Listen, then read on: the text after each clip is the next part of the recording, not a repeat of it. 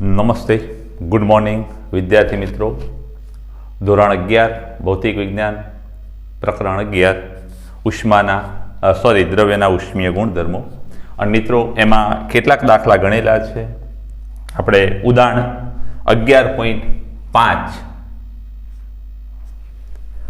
અને એમાં મિત્રો તાપમાન 2 થર્મોમીટરનો દાખલો છે.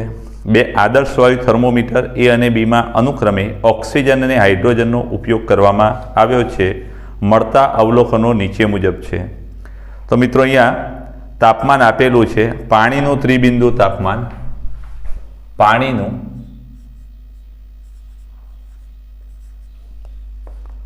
પાણીનું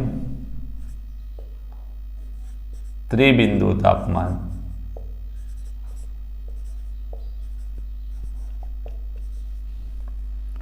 અને પાણીનું ત્રિબિંદુ તાપમાન એના માટે જે દબાણ છે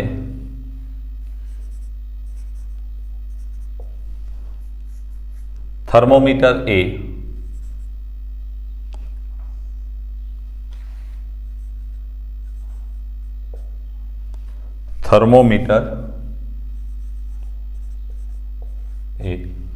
તો આ ત્રિબિંદુ તાપમાન 1 જે દબાણ મળે છે એ મિત્રો આટલું છે 1.250 ગુણ્યા 10⁵ પાસ્કલ અને દબાણ થર્મોમીટર બી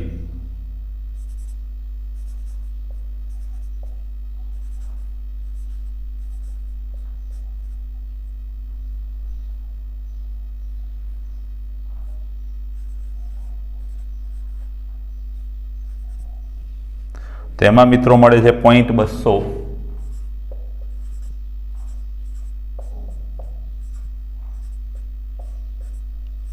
પાસ્કલ.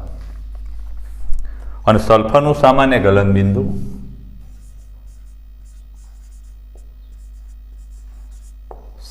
ગલનબિંદુ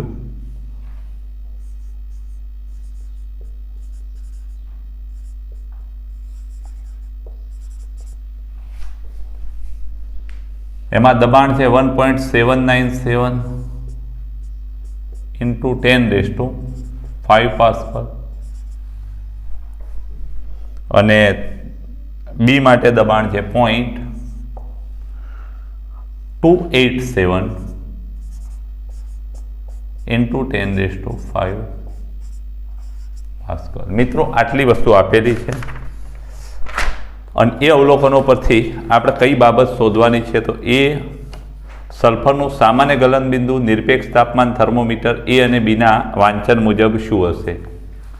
સલ્ફરનું સામાન્ય ગલનબિંદુ એમાં નિરપેક્ષ તાપમાન શું હશે અને બીમાં નિરપેક્ષ તાપમાન શું હશે એ આપણે શોધવાનું છે. તો પહેલા આપણે એ ગણીએ. સલ્ફરનું ગલનબિંદુ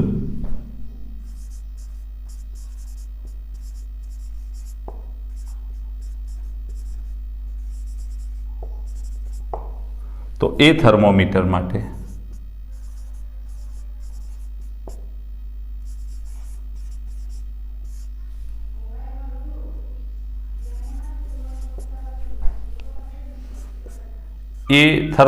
માટે તાપમાન ભાગ્યા પાણીનું ટ્રિપલ બિંદુ તાપમાન. આપણે ટ્રિપલ બિંદુ તાપમાન = PA અને ભાગ્યા P ટ્રિપલ બિંદુ એ. તો મિત્રો અહીંયા TA બરાબર શું થાય કે TA બરાબર T ટ્રિપલ બિંદુ તાપમાન અને ગુણ્યા PA ભાગ્યા P ટ્રિપલ બિંદુ. અને માટે TA બરાબર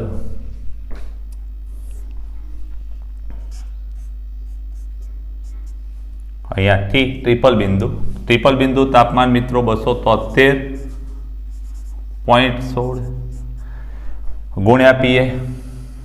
અહીંયા PA 1.797 × 10⁵ અને ભાગ્યા 1.25 ટ્રિપલ બિંદુ આ ત્રિપલ બિંદુનું દબાણ છે મિત્રો, ગુણ્યા 10 ની 5 ઘાત. અહીંયા 5 ઘાત 5 ઘાત ઉડી જશે, આ ગુણ્યા આ ભાગ્યા આ. તમે કેલ્ક્યુલેટરમાં મિત્રો કરશો એટલે તમારો જે જવાબ છે કેલ્સીમાં ગણતરી કરજો મિત્રો, તો એ જવાબ તમારો આવશે 392.69. 392 આ બે ઉડી જશે.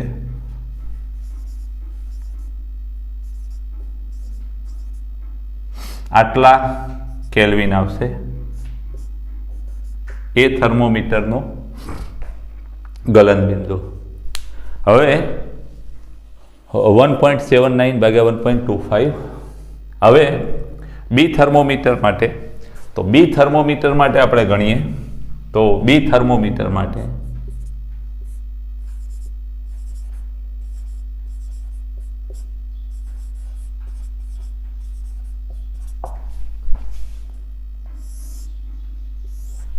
તેમાં પણ મિત્રો અહીંયા ટીબી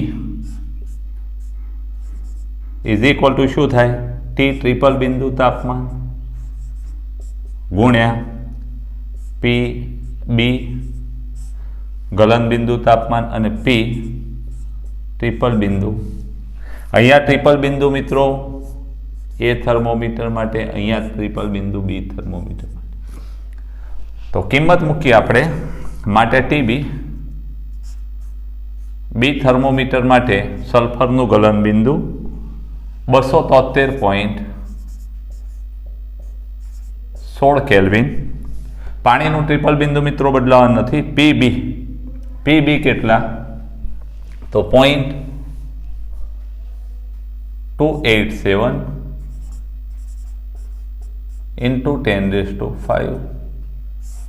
ભાગ્યા 0.200. એમાં પણ 5 ઘાત 5 ઘાત ઉડી જશે અને આપણે 273.16 ગુણ્યા 0.287 ભાગ્યા 0.200. આનો મિત્રો ભાગાકાર કરતા તમારો જવાબ આવશે 391.98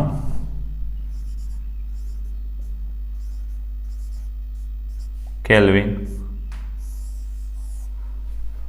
તો મિત્રો ગલન બિંદુ તાપમાન જે છે એ તાપમાન મિત્રો આપણે થર્મોમીટર એ માટે માપીએ અને બી માટે માપીએ તો મિત્રો જવાબો બંનેના જુદા પડે છે. તો આ જવાબો જુદા પડવાનું કારણ શું? તો હવે એનો જવાબ આપણો બી આપવાનો છે.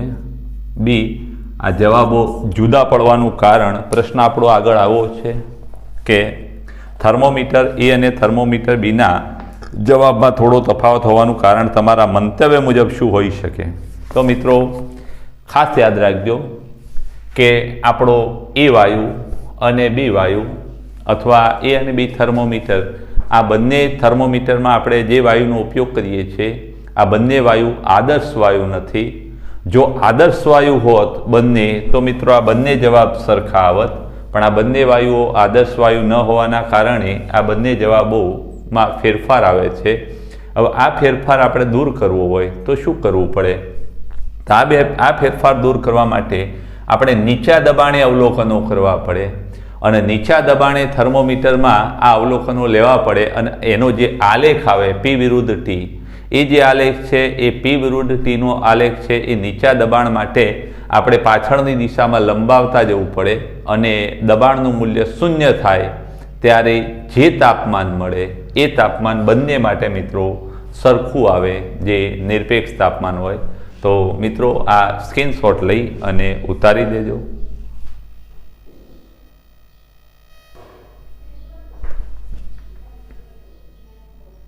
હવે મિત્રો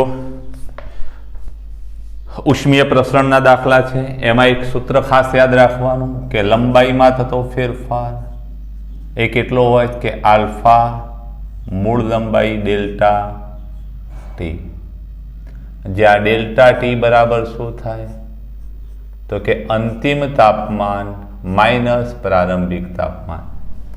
તો આ બે સૂત્રો તમારે ખાસ યાદ રાખવાના અને એનો ઉપયોગ કરી આપણે દાખલા ગણવાના છે। આલ્ફા છે એ મિત્રો શું છે? દ્રવ્યનો રેખીય પ્રસરણાંક।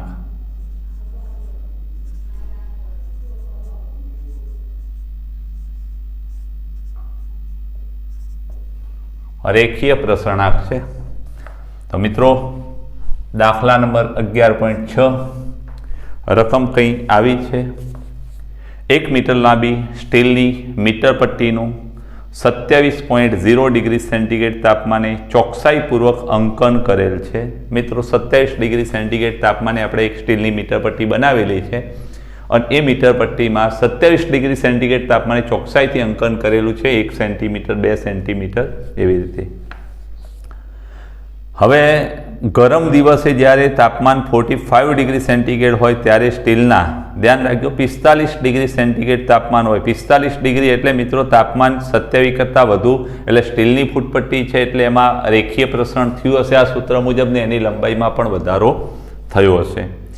તો સ્ટીલના એક સળિયાની લંબાઈ આ પટ્ટી વડે માપતા તે 63 સેન્ટીમીટર મળે છે। તો આ દિવસે સળિયાની વાસ્તવિક લંબાઈ શું હશે? આ જ સ્ટીલના સળિયાની લંબાઈ 27 ડિગ્રી સેન્ટીગ્રેડ તાપમાનવાળા દિવસે કેટલી હશે? સ્ટીલ માટે રેખીય પ્રસરણાંક 1.20 × 10⁻⁵ હવે ખાસ યાદ રાખજો મિત્રો કે આપણે 63 સેન્ટીમીટરની ફૂટપટ્ટી છે, સ્ટીલની એક સળિયાની લંબાઈ એ 63 સેન્ટીમીટર છે। તો પહેલાં તો આપણે રેખીય પ્રસરણાંક આપેલો છે એ લખી દઈએ, 1.2 × 10⁻⁵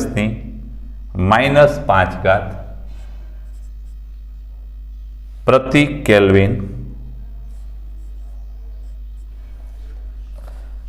હવે તાપમાનનો તફાવત તો શરૂઆત જે મીટરપટ્ટી બનાવવામાં આવે છે એનું જે તાપમાન છે એ 27 ડિગ્રી સેન્ટીગ્રેડ છે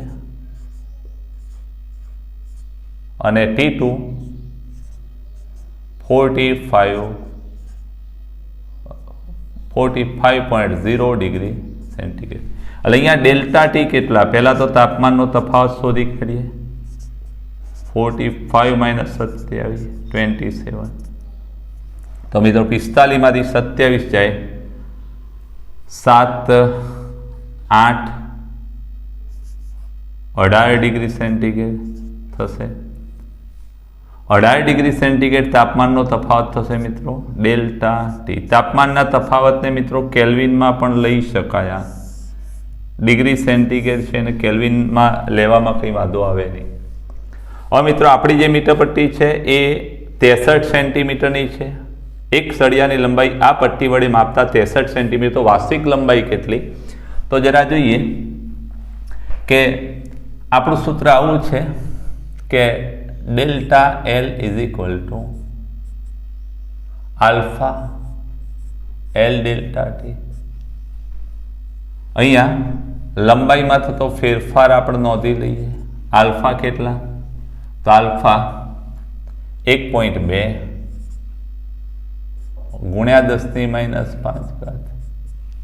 ગુણ્યા L।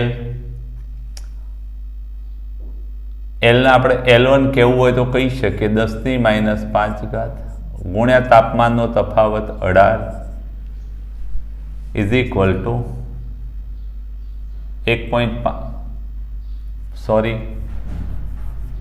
1.5 લંબાઈ 63 સેન્ટીમીટર છે અને ગુણ્યા તાપમાનનો તફાવત 18।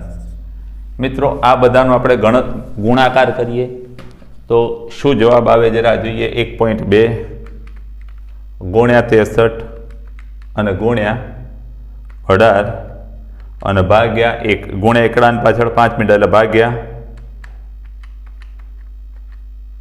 0.136 સેન્ટીમીટર। 0.136 સેન્ટીમીટર। આ લંબાઈમાં થતો ફેરફાર આટલો 0.0 મિત્રો 0. લંબાઈમાં આટલો ફેરફાર થાય તો એની વાસ્તવિક લંબાઈ હવે 63 મળે છે। 63 તો પેલી સ્ટીલની મીટરપટ્ટી પણ એટલી વધી હશે, સ્ટીલની મીટરપટ્ટીની લંબાઈ આટલી વધી હશે, એટલે આપણને લંબાઈ જે મળશે એ આટલી વધુ મળશે। માટે આપણે એમ કહી શકીએ કે માટે સળિયાની વાસ્તવિક લંબાઈ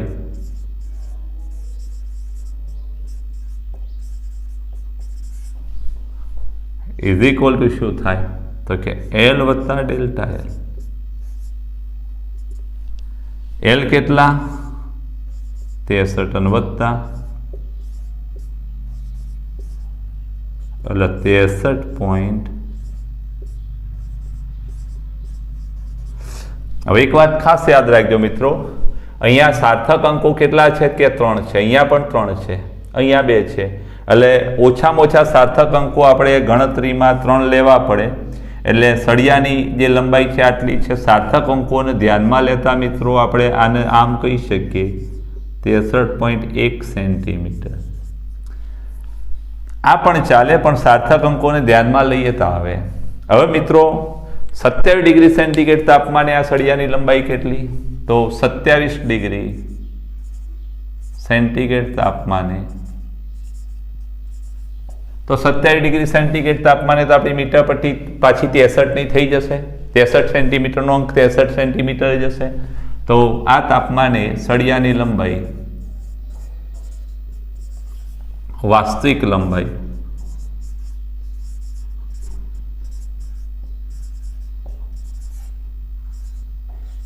.0 સેન્ટીમીટર થાય. એટલે આમાં પણ મિત્રો મીટર પટ્ટીથી માપવામાં જે આવે છે એ મૂલ્ય છે એ 63 આવે, પણ પેલી લંબાઈ વધારતા આટલી વધારે થશે. પણ સાર્થક અંકો પ્રમાણે આપણે ગણતરી કરીએ તો મિત્રો 3 અંક રહે. એટલે તમે આ લખો તો પણ ચાલે અને આગળ તમે આમાં ફેરવો તો પણ ચાલે. ચલો આને જરા સ્ક્રીનશોટ લઈ લેજો.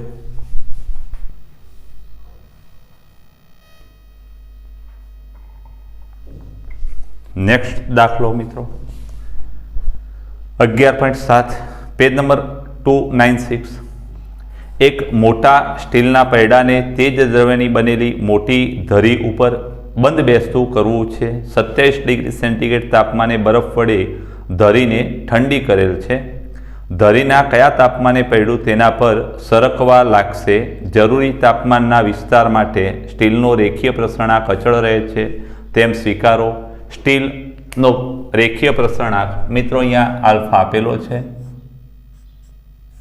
1.2 અથવા 1.20 ગુણ્યા 10 - 5 પ્રતિ ડિગ્રી સેન્ટીગ્રેડ અથવા પ્રતિ કેલ્વિન. આ આપણને મિત્રો આપેલું છે. અને છિદ્ર જે છે, ધરીનો બહારનો જે વ્યાસ છે એ 8.70 છે. એટલે બહારનો વ્યાસ L2 કહીશું અને અંદરનો વ્યાસ છે એ 8. ધરીનો બહારનો વ્યાસ 8.70 અને પૈડાના કેન્દ્રમાં રહેલ છિદ્રનો વ્યાસ 8.69. L2 કેટલા? L1 8.69 સેન્ટીમીટર અને પેલો છે 8.70 સેન્ટીમીટર. આ મિત્ર L1 થશે, આ L2 થશે, કારણ કે ઠંડુ પડે છે મિત્રો આમાંથી આ. હવે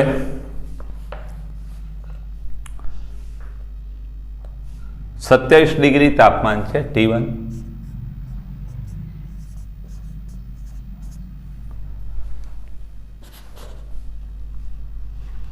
અહીંયા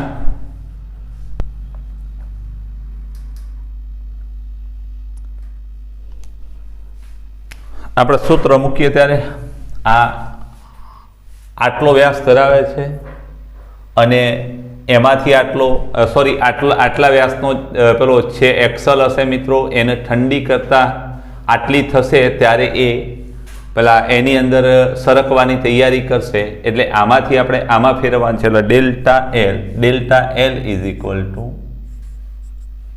આપણું સૂત્ર આલ્ફા એલ ડેલ્ટા ટી. આ L1 ને આપણે એલ કહીશું. L1 બરાબર એલ. આલ્ફા કેટલા મિત્રો? તો આલ્ફા 1.20 ગુણ્યા 10 - 5. મૂળ લંબાઈ 8.70 ગુણ્યા તાપમાનનો તફાવત કેટલો આપણને ખબર નથી મિત્રો, ડેલ્ટા ટી કેટલો. ડેલ્ટા એલ કેટલા? તો મિત્રો L2 માઇનસ L1. આ મિત્રો અહીંયા એલની જગ્યાએ L1 કહી શકાય. L2 કેટલા? તો કે 8.69 માઇનસ 8.70 ઇઝ ઇક્વલ ટુ 1.20 ગુણ્યા 10 માઇનસ 5 ગુણ્યા 8.70 ગુણ્યા ડેલ્ટા ટી. અને માટે આ બંનેની બાદબાકી 0.01 માઇનસ અને ભાગ્યા 1.20 ગુણ્યા 8.70 ગુણ્યા 10 માઇનસ 5 ઇઝ ઇક્વલ ટુ તાપમાનનો તફાવત ડેલ્ટા ટી. માટે ડેલ્ટા ટી મિત્રો ગણતરી કરતા શું જવાબ આવે જરા જોઈ લઈએ કે 0.01 ગુણ્યા આ 10 આપણે ઉપર લઈ લઈએ અને ભાગ્યા 1.20 અને ભાગ્યા 8.7. તો મિત્રો આપણો જવાબ આવશે 95.784. 95.784 આટલા ડિગ્રી સેન્ટીગ્રેડ પ્રતિ કેલ્વિનમાં છે, નહીં ડિગ્રી સેન્ટીગ્રેડ. તાપમાનના તફાવત માટે મિત્રો કેલ્વિન લઈશું તો પણ ચાલશે. હવે અંતિમ તાપમાન કેટલું એ આપણે શોધવાનું છે મિત્રો. તો આટલો આ જે તાપમાનનો તફાવત છે ઋણ આવશે. એટલે મિત્રો કેટલી ઠંડી કરવી પડે? તો મિત્રો અહીંયા કહી શકીએ કે T2 minus T1 is equal to delta T. અને માટે T2 બરાબર T1 વત્તા ડેલ્ટા ટી. અને માટે અહીંયા T2 બરાબર T1. તો T1 કેટલા છે મિત્રો? 27 ડિગ્રી. એટલે 27 વત્તા 273 એટલે 300 કેલ્વિન. એટલે આને આપણે એમ કહી શકીએ 300 કેલ્વિન અને માઇનસ પેલા કેટલા? તો 95.78 કેલ્વિન. બાદ બાકી કરીએ તો માઇનસ, તો મિત્રો 204.21 જવાબ આવે છે તમારો. 204.21